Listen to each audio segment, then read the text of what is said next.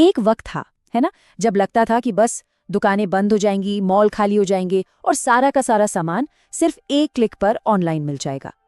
खैर, कहानी में एक जबरदस्त ट्विस्ट आ गया है। आज हम रिटेल की इसी हैरान कर देने वाली वापसी को समझने की कोशिश करेंगे। तो सवाल ये है कि आखिर हुआ क्या? वो क्रांति जिसे रिटेल को हमेशा के लिए खत्म कर देना था, वो अचानक धीमी कैसे पड़ गई? और यहीं से हमारी कहानी एक बहुत ही दिलचस्प मोड़ लेती है। तो इसके लिए हमें थोड़ा पीछे जाना होगा, कहानी की शुरुआत में। जब इंटरनेट आया तो उसके साथ एक नया जबरदस्त आइडिया भी आया, डायरेक्ट टू कंज्यूमर, या जिसे हम सब DTC कहते हैं। इसका मतलब सीधा सा था, बीच में कोई नहीं, ना कोई होलसेलर, ना कोई रिटेलर, ब्रांड और सीधा उसका ग्राहक अपनी वेबसाइट के जरिए, बस। और देखिए फर्क कितना बड़ा था।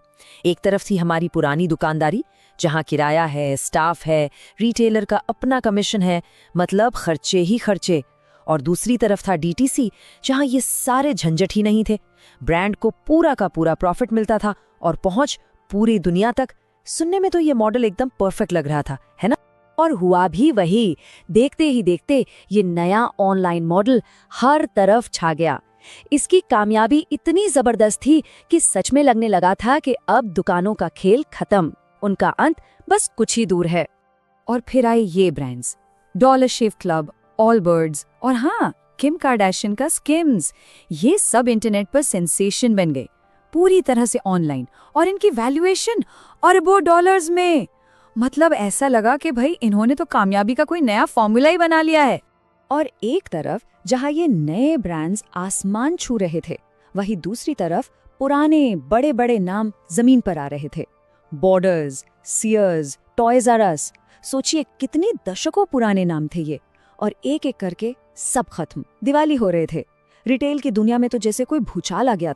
और फिर आया 2020। पैंडेमिक ने तो जैसे रिटेल के ताबूत में आखिरी कीली ठोक दी। लॉकडाउन लगे, दुकानें बंद, जो ऑनलाइन नहीं थे उनके पास कोई रास्ता ही नहीं बचा था। उस वक्त तो लगा बस अब तय है, दुकानों का जमाना हमेशा के लिए खत्म हो गया।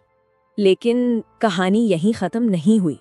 जैसा सोचा गया था वैसा कुछ भी नहीं हुआ। जब सब कुछ थोड़ा नॉर्मल हुआ, जब धूल छंटी, तो सच्चाई कुछ और ही निकली। और जो नंबर सामने आए वो तो एक बिल्कुल ही अलग कहानी सुना रहे थे। और यही आज का सबसे बड़ा सवाल है। अगर ई-कॉमर्स ही जीत गया तो फिर ये दुकानें गायब क्यों नहीं हुई? दुकानें आज भी क्यों खुली हैं?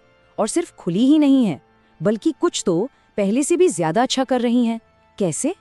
इस नंबर पे जरा गौर कीजिए, 15.8%।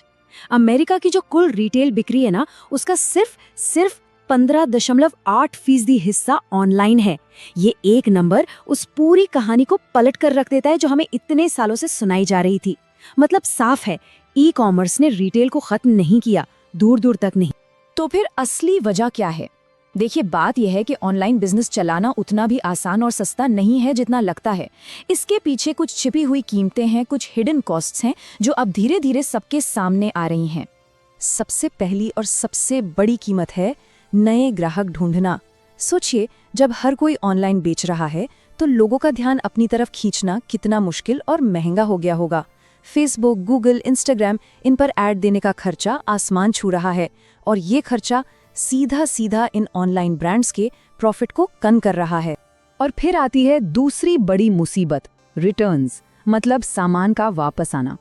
ऑनलाइन खरीदे गए सामान को वापस करने की आदत इतनी बढ़ गई है कि पिछले कुछ सालों में ये रेट दोगुने से भी ज्यादा हो गया है। और जरा सोचिए, हर एक रिटर्न का मतलब है शिपिंग का खर्चा, दोबारा पैकिंग का खर्चा, लॉजिस्टिक्स का पूरा सिरदर्द। ये सब एक्स्ट्रा कॉस्ट है। इस बढ़ते हुए रिटर्न कल्चर के पीछे ना एक बहुत ही दिलचस्प आदत है। इसे कहते हैं ब्रैकेटिंग। होता ये है कि लोग, खासकर यंग जनरेशन, एक ही टी-शर्ट के 3 अलग अलग साइज ऑर्डर कर देते हैं। जो फिट आया वो रख लिया, बाकी 2 वापस। अब कस्टमर के लिए तो ये आसान है, पर ऑनलाइन कंपनियों के लिए ये एक बहुत बड़ा सिरदर्द बन चुका है।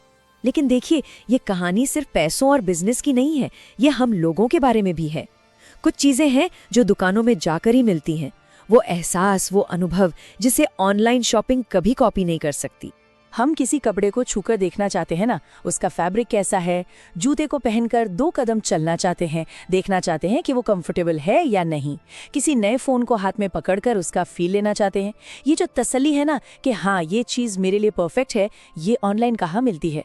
और दोस्तों के साथ मॉल जाना, वो तो सिर्फ शॉपिंग नहीं है, वो एक पूरा एक्सपीरियंस है, एक सोशल आउटिंग है। और अब एक सबसे हैरान कर देने वाला फैक्ट, अंदाजा लगाइए कौन सी पीढ़ी है जिसे दुकानों में जाकर शॉपिंग करना सबसे ज्यादा पसंद है। वो पीढ़ी जो पैदा ही इंटरनेट के जमाने में हुई है। जी हाँ, जेन जी। करीब 64% जेन जी आज भी दुकानों में जाकर खरीदारी करना पसंद करती है। ये बात वाकई चौंका देती है। तो फिर भविष्य क्या है? क्या ऑनलाइन जीतेगा या ऑफलाइन? जवाब है दोनों। भविष्य ना तो पूरी तरह ऑनलाइन है और ना ही पूरी तरह ऑफलाइन। जवाब इन दोनों के बीच में कहीं है। भविष्य हाइब्रिड है। और अब देखिए कितना मजेदार बदलाव हो रहा है।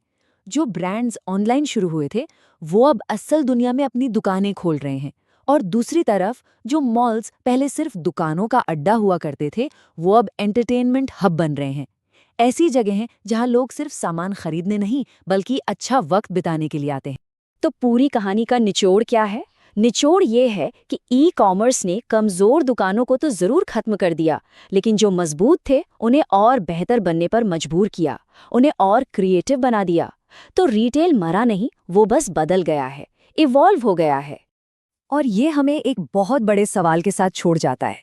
क्या हो अगर भविष्य का सबसे अच्छा स्टोर सिर्फ एक स्टोर हो ही ना? क्या हो अगर वो एक कम्युनिटी हब हो, एक एंटरटेनमेंट जोन हो, एक ऐसी जगह जो एक यादगार एक्सपीरियंस दे? शायद रिटेल का असली भविष्य यही है।